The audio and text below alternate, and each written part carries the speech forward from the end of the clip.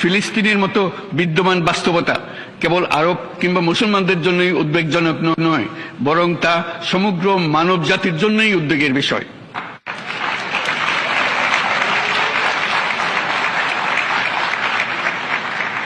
একজন মানুষ হিসেবে প্রত্যেক ফিলিস্তিনির জীবন অমূল্য।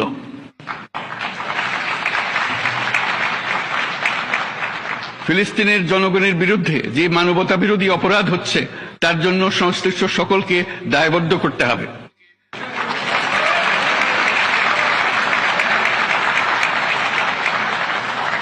ফিলিস্তিনের জনগণের উপর চলমান নৃশংসতা, বিশেষত নারী এবং শিশুদের সাথে প্রতিনিয়ত যে নিষ্ঠুরতা বিশ্ব দেখাচ্ছে, তা থেকে নিস্তারের জন্য বাংলাদেশ অনতিবিলম্বে সম্পূর্ণ যুদ্ধবিরতির আহ্বান জানাচ্ছে।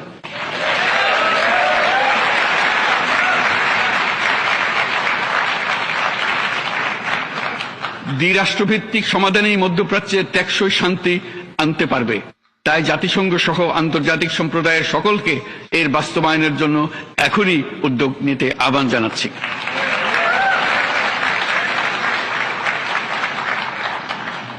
গত 2.5 বছর ধরে ইউক্রেনে চলমান যুদ্ধে বহু মানুষ প্রাণ হারিয়েছে।